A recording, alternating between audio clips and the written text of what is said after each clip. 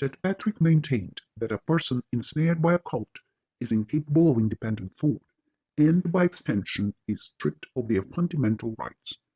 It was a classic exercise in dehumanization. Label someone a zombie, and you grant yourself carte blanche for any form of violence, beating, starvation, rape. Dworkin, busy at the time tailoring his new persona as an intellectual and theologian, was clearly taking notes. Patrick provided the core concept, the justification of sadism through a higher purpose. But Dworkin proved more astute.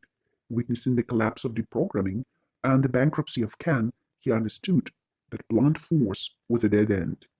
His burgeoning empire required more sophisticated instruments. He exited the United States just in time to avoid the fallout from litigation, but he carried the essential technology with him. He realized that for his new suit to perfectly fit and confer absolute power, it shouldn't be cut from the camouflage of a kidnapper, but from the robes of a state expert. I look at Patrick's photo in an old magazine, pressed suit, glasses, a businesslike appearance, the image of a respectable expert. But then I turn to my notes.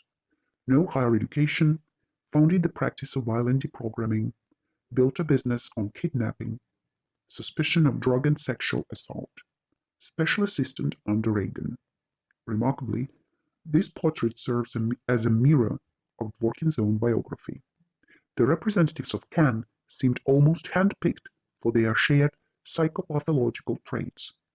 I began dissecting the dossier of the most prominent figures, and soon landed on Rick Allen Ross, another Khan star.